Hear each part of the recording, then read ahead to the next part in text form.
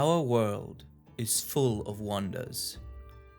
Every corner, every plane, every forgotten nook of our planet presents a wealth of wonders so full that one could spend a lifetime admiring each and every one. To better understand our place in the natural world, it is useful to understand and to map out that world first. Thankfully, the Royal Paleontology Scriveners of the Hunters Guild have been busy doing exactly that, and their findings about the geography and the mapping of the world will be presented here.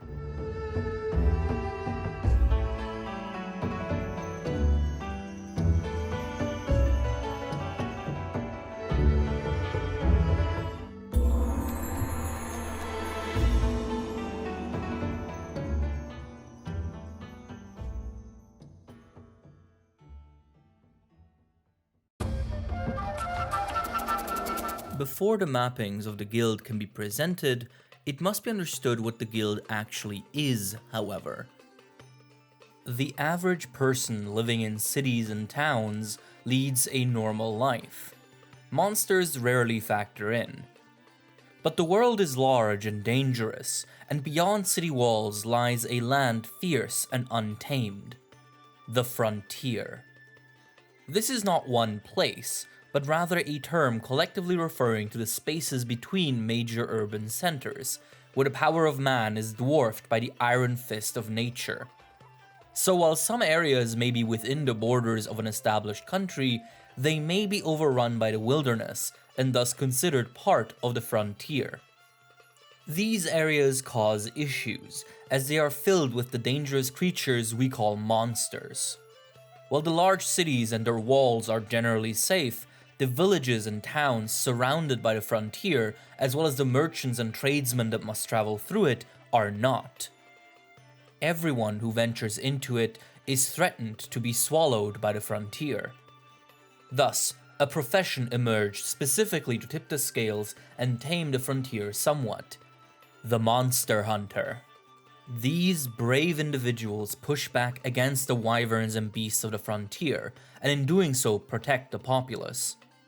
But isolated heroes were not enough. It was uncoordinated, messy, and inefficient. Over time, independently from one another, the various regions of the world figured that in order to effectively balance mankind against nature, these monster hunting efforts needed to be coordinated and organized. And so, various hunting guilds began popping up all over the globe, generally independent, but all dedicated to the cause. As these guilds were generally operated from large settlements either near or inside the frontier, word got around quickly that they all had a goal in common. Thus, before long, the many hunting guilds of the world entered into a unified front. While there are and were many guilds made up of hunters, the Hunters Guild refers to the collective organization of all of these different groups, as well as various research, farming, and blacksmithing unions. All the groups within the larger guild retain their independence and act mostly within their own jurisdictions and interests. Many villages even produce unique hunting styles and methods, with certain skills only being trained in a few select regions of the world. There are, however, some core basic values and rules that they all follow. 4 hunters maximum per quest. Hunting assignments must be gated by requirements to avoid newbies biting off more than they can chew. Hunting without permission of the guild is forbidden. All of these rules, as well as cooperation between the various factions, are maintained and coordinated through Dundorma, one of the largest and richest cities on the old continent. The original Dundorman Hunters Guild was led by His Immenseness, an enormous wyverian who founded a team specifically to investigate the mighty elder dragons. When the hunting guilds united and time came to elect a central administrative hub, His Immenseness and Dundorma were fairly obvious choices. While the guild doesn't have a capital or a grand guildmaster in theory, Dundorma and His Immenseness fulfill those roles in practice, as their authority and power are widely respected across the known world. The Hunters Guild takes in requests from various civilians, organizations, and other actors across the lands. They are then assessed and compiled into quests by quest handlers, which are highly proficient administrators who distribute these quests to the various hunters and keep track of their status and payment. The guild takes a cut of all value produced during hunts, its main source of income.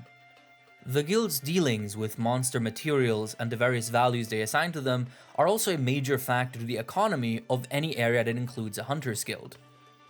Besides this, the guild also funds and conducts research into taxonomy, history, and ecology. Essentially, every possible kind of science known to man has benefited from the guild's efforts thus far. One of the largest and most consistent efforts within the guild, besides its regular hunting activity, is the mapping and cartography of the known world, which is spearheaded by the Royal Paleontology Scriveners of Schrade. Located on the western end of the Old World continent, the Schrade region is believed to be the birthplace of the Hunters Guild.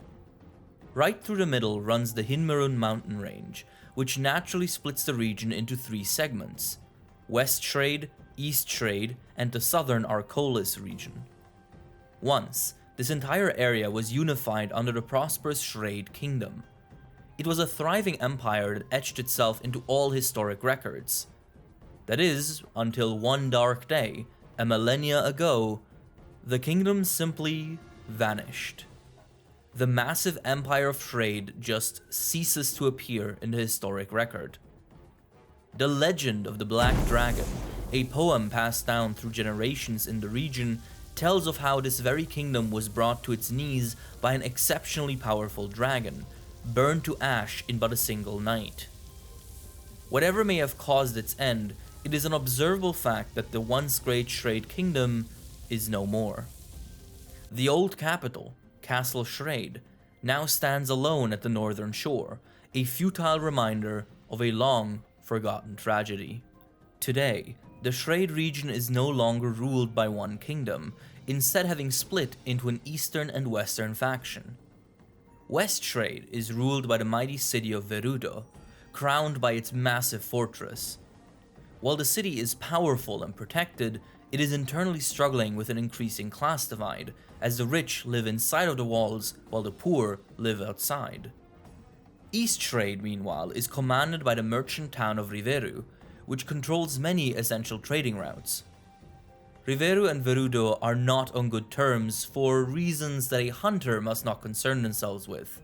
It suffices to know that mentioning one in the presence of the other is a less than optimal idea. As far as the Hunters Guild is concerned, the Schrade region is full of opportunities and locations, as the frontier runs through the entire area, with many locales having thriving monster populations. This, of course, leads to a strong guild presence within the region's frontiers. West Schrade is a mild region, with rolling green landscapes and lush forests. Within those forests lies Kokoto Village, a small hunting settlement that has produced some exceptional monster hunters in the past. The hero of Kokoto is revered by the guild to this very day. From Kokoto, hunters can venture into the Verdant Hills, a hunting locale defined by its painterly plains and sparsely forested hills.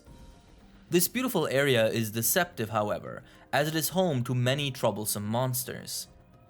The maniraptorial birdwyvern known as the Veloci, for example, are a common sight here, and a truly unlucky few might even walk into a wrath nest. However, Kokoto is often considered a bit of a training ground for greenhorn hunters, and those go-getters for whom this might be a little too sleepy and quiet can venture to one of the larger cities in the area. Mindgard is a veritable hunter's hub, where hunters from all over the world gather to socialize, hone their skills, and embark on the toughest assignments in the area. South of Mindgard lies the port town of Meruchita. While it isn't nearly as lively as Mindgard, it serves its own crucial purpose. Meruchita is a travel hub, sending ships all across the known world. It is in fact one of only 2 ports able to send ships to the New World. East Schrade is much less welcoming. The Hinmerun mountain range splits the climate zones harshly, and while the west and the south enjoy mild weather and pastoral landscapes, the east is a rocky, cold expanse with little of note besides Riveru. In fact, hunting activity is extremely sparse in East Schrade due to this. Further east than even Riveru, from the northern edge of the continent all the way south to the central lake, stretches out a vast wetland. The north is known as the marshlands, while the southern half is called the Old Swamp. Both of these areas are teeming with monsters, such as the Gypceros and the Kezu, and veteran hunters will know these areas very well, as they regularly produce quests and necessary assignments. At the edge of the central lake, deep within the eastern frontier, lies the gem of the Hunters Guild, Dundorma. Led by His Immenseness, Dundorma serves as the unofficial capital of the Hunters Guild.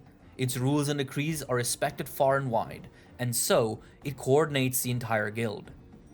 It is also one of the few cities large and rich enough to maintain a strong presence of two guild militaries besides mere hunters, Guardians and Guild Knights. Guardians are foot soldiers who, having once been monster hunters themselves, are now tasked with prioritizing defense and peacekeeping instead of hunting wyverns out in the wilderness.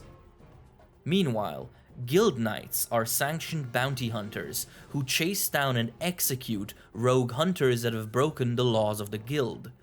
This most commonly includes poachers, hunters who needlessly kill and exterminate monsters without a guild quest. Since the guild's core tenet is to maintain balance between nature and civilization, such a barbaric act generally incurs a death sentence, performed by a guild knight. In the far south of Shrade lies the Arcolis region, defined by a tropical climate. The premier hunting ground here is called the Old Jungle, a dense bush where life thrives. Many creatures, such as the Ayo and the Yankutku, call this place their home. Unfortunately for them, there are also many man-led operations in the area, from mining quarries to plantations, which regularly ask the guild for aid in culling disruptive monsters. In this region, at the western border of the central lake, lies Metapetato, a layover town that allows hunters to prepare for any tasks they may have in the Old Jungle. Meanwhile, southeast, at the southern tip of the central lake, lies Giowandarero, the largest city within the frontier. It serves as a crucial node in both travel and trade between western and eastern sections of the continent. It has a tendency to grow fast, and produces some of the most advanced technology within guild territory. South of the Shrade region, we find the Sekumea Desert Peninsula, where over half of all known desert surface is located. In fact, this entire massive peninsula is essentially made up of a single climate zone, arid and hot all the way through. The peninsula can still be divided into 3 subregions, however, defined by the E-shaped mountain range that goes across the entire landmass. The northern desert, also known as the Dunes, is fairly rocky and sports some oases, nurturing some of the more fragile desert species such as the hermitors. While it is certainly hot, this desert is less brutal than other parts of the continent. This has led to 2 hunting settlements to be established here. Nestled among the spires and mountains Tsitsurekusara, a tiny village whose main purpose is to serve as a satellite base for any hunters that have business in the area. On the northeastern coast of the peninsula lies Port Tanzia, a large shipyard that, much like Mineguard and Dundorma, serves as a meeting spot for hunters all over the continent, in order to organize some of the more challenging hunts the guild takes on. And just like Meruchita, Tanzia can also send ships to the New World, albeit in a more roundabout way. South of the dunes, a horizontal line of mountains splits the map, and south of this split lies the central Sekumea Desert. This is a truly brutal environment, where the sun beats down on the land relentlessly. Only the hardiest monsters dwell here, such as the Bloss species and the sturdy desert Piscine wyverns. In the midst of all this death and heat, one city stands tall: Loklak. Despite the harsh environment, Loklak City thrives, producing hunters of exceptional renown, not least because of their specialized training to fight in even the worst sandstorms. Near Loklak lies the Great Moran Desert, an area of the desert with extremely fine sand stacked up hundreds of meters on top of a distant rocky floor, creating a sort of sand ocean. Periodically, the enormous Moran, mining dragons, emerge here, their blowholes spewing sand into the winds and creating sand tempests. They herald the beginning of the Moran Festival, where hunters of Loklak arm their sand ships and chase down the Elder Dragons, hoping to mine valuable ore from the gargantuan backs. In the furthest south sits the third and smallest sub-region of the peninsula, the Sandy Plains. Being so far south, the climate is milded somewhat by the coastal air. There is even some sparse green vegetation to be found, as well as a resurgence of oases. This area is also littered with ruins of civilizations long gone, the only place on the peninsula that is the case with. This region is particularly well known for the Beroth, a mud-dwelling armored brute wyvern that is, with a few exceptions, only found here as far as its old world variety is concerned. In the ocean east of Sekumea lies the functionally named Island District, a collection of islands of varying sizes. They all exhibit similar climates, being generally mild and warm, with the islands further east containing some tropical zones. While this region is fairly small, it contains two important major settlements. The largest western island is called Moga, and its namesake village may be small, but has had a large impact on the guild. This village is the only place that trains its hunters in the art of fighting underwater, which makes Moga hunters indispensable when dealing with leviathans and piscine wyverns. It was this skill that allowed one Moga hunter to discover the underwater ruins that run throughout the entire archipelago, a massive breakthrough for the Royal Scriveners. This also led to the discovery of the Cedius, an ocean-dwelling elder dragon covered in algae. Moga Island is also sometimes called the Deserted Island, due to the vast, uninhabited areas that stretch all over it. These areas are home to many fierce monsters, most infamously the Lagiacrus. The woods around Moga do however exhibit a staggering amount of biodiversity beyond that, with the island turning into a veritable cacophony of rare and powerful monsters at night. The second settlement of note is Berna, located on the largest southern island. This island was discovered by the Royal Scriveners, to whom it stood out due to the bizarre, enormous fossils that cover the land. These fossils are so massive that one could easily mistake them for mountains, and they make an approach by sea almost impossible.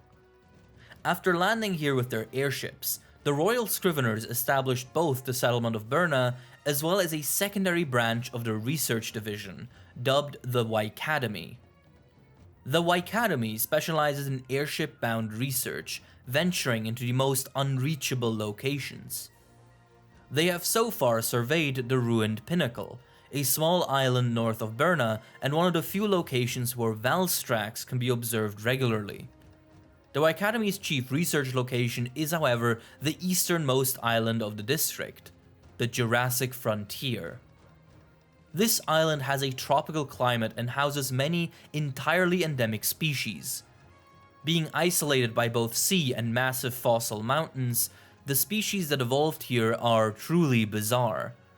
From the odd Larinoth to the feathered macaw to the threatening Glavenus, there's plenty to study here. North of the island district, back on the mainland, sits a volcanic peninsula called Erude. This region houses all of the volcanoes found in the Old World, be it the lava caverns filled with the bridal Raknakadaki, the volcanic hollow, or the old volcano, littered with gravios munching on the volcanic rock. Naturally, the presence of so much volcanic activity doesn't make it ideal for settlements, but nonetheless, two towns exist here. Nganga serves as the region's satellite base, allowing hunters to rest and stock up before venturing into the fiery depths. Meanwhile, Hearth is the home of the Tovirians, a race of blacksmiths that use the lava flow to create some of the best equipment known to the guild. Their services are often employed and highly valued.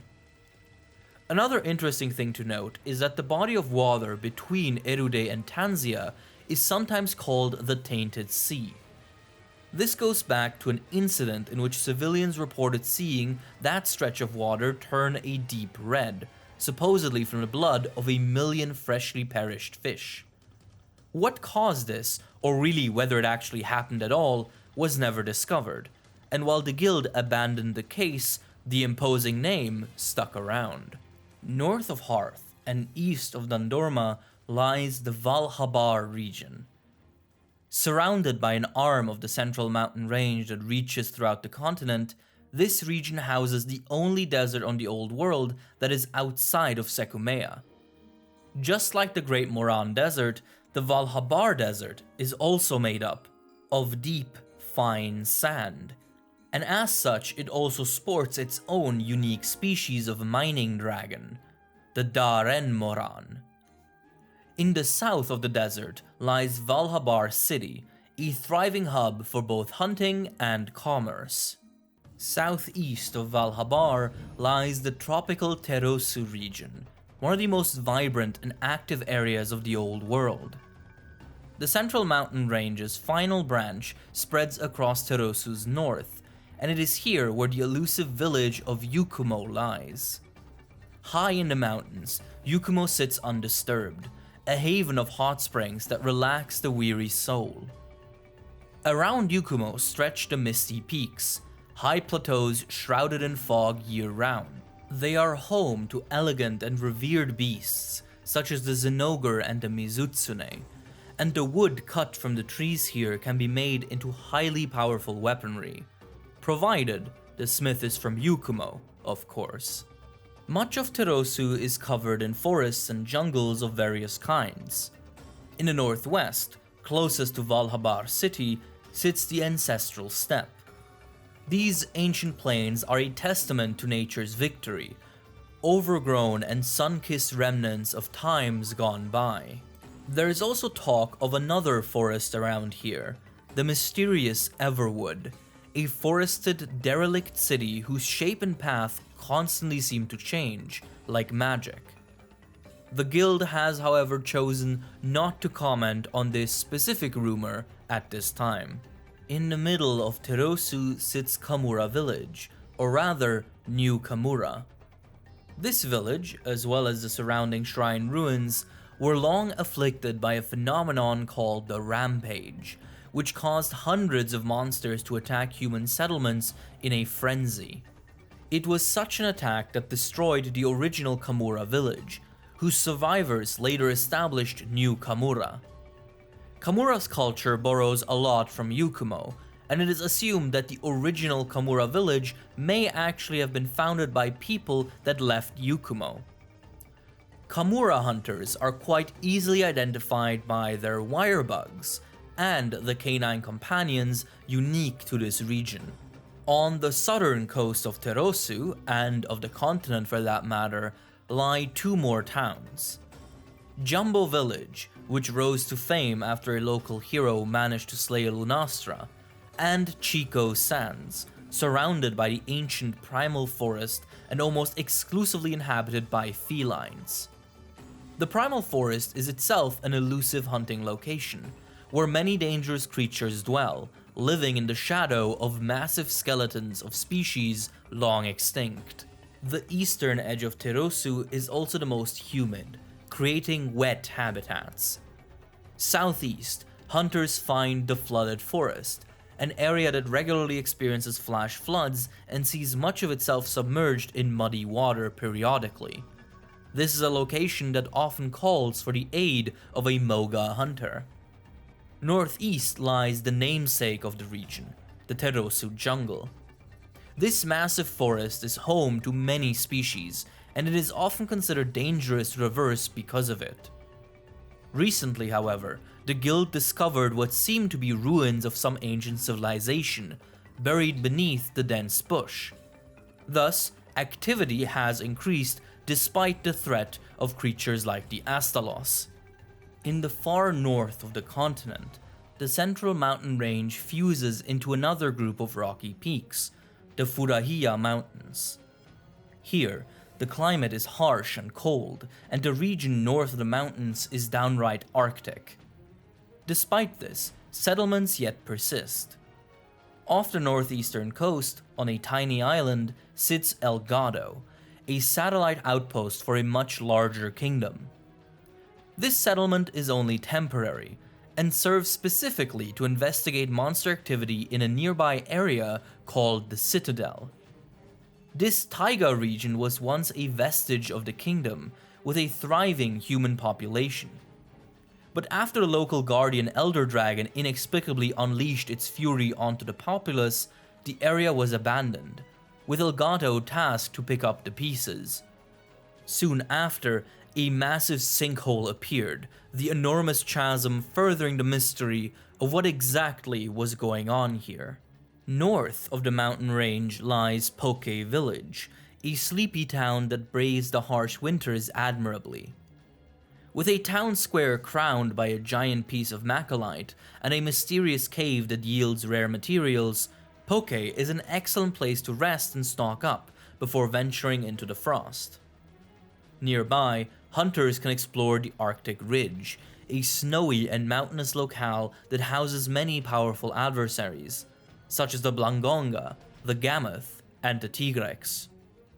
On the northern coastline, one finds the Frozen Seaway, a giant sheet of Arctic ice that freezes all unprepared hunters without remorse. This is one of the few places where the Zamtrios is found. Off the Frozen Seaway lie the Frost Islands, a polar archipelago with a somewhat more moderate climate due to sitting in a temperature pocket. This small collection of snowy rocks is only of real import due to its historical relevance. It was the site of the very first use of the guild's dragon ships, where early hunters successfully slayed a massive mountain dragon, at the cost of their lives.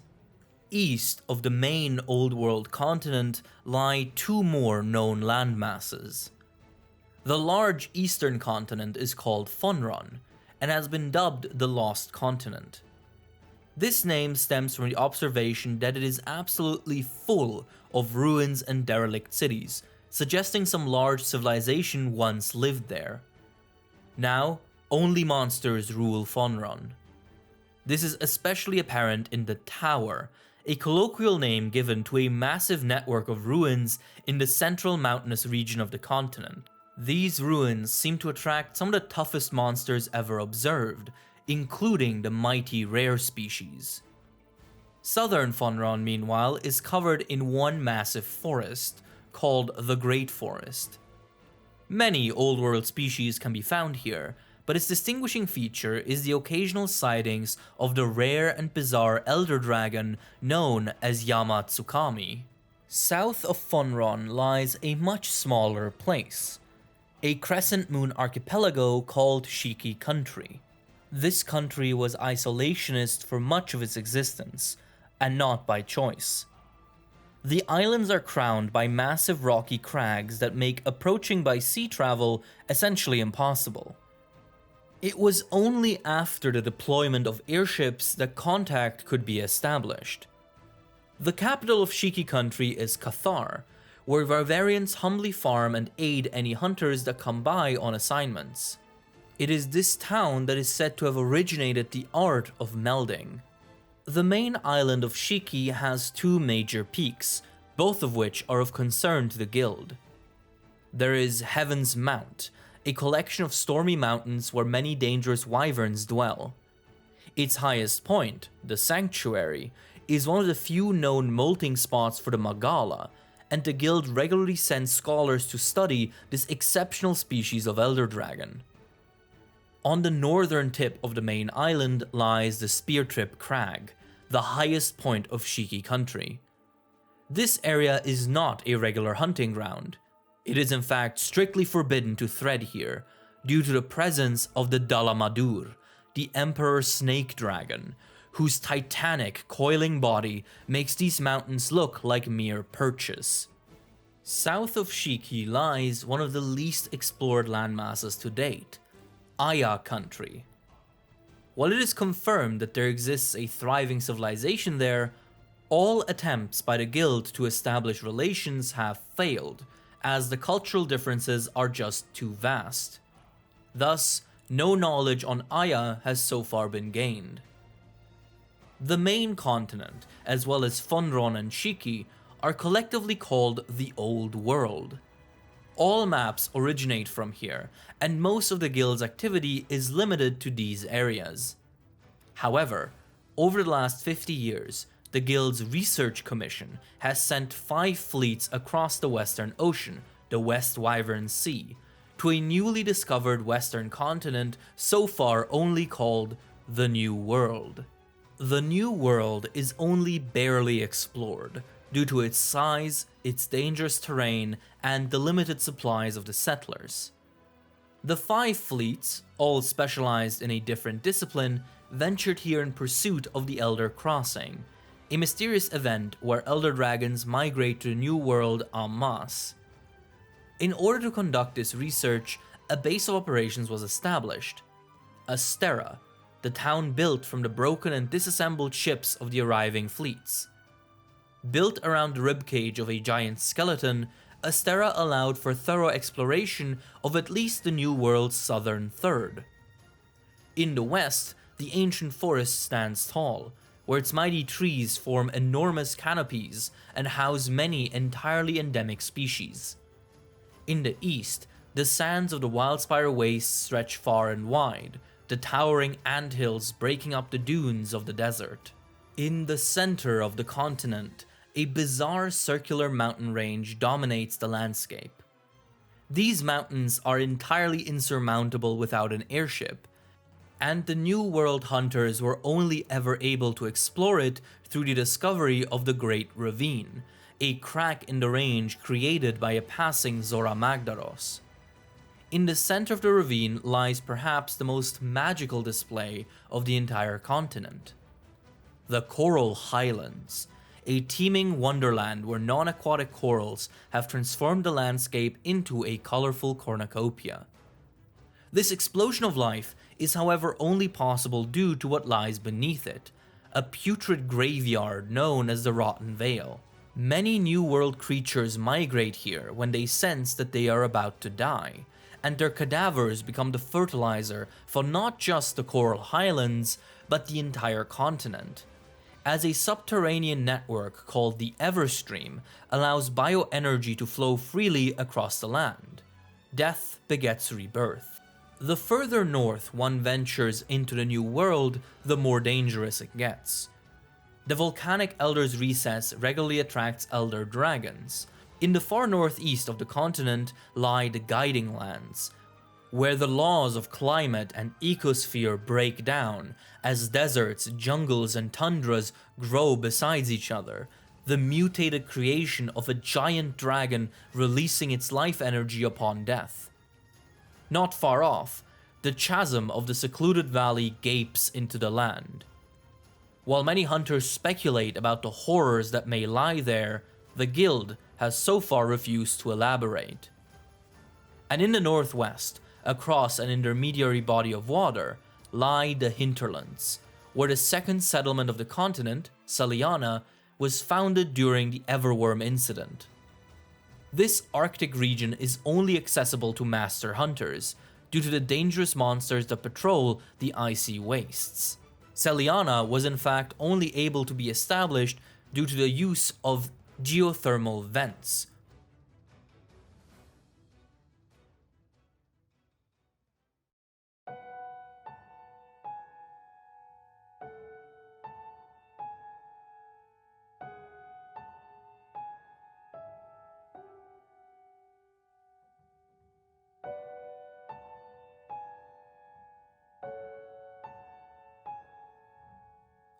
This map is likely only a fraction of what might be out there.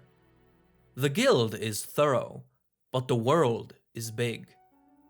How far does Funron stretch to the east? Does the legendary Akura region, supposedly even further north than Furahia, truly exist? And what is to be found in the unknown plains of Aya? Many questions remain in this world of wonder and mystery.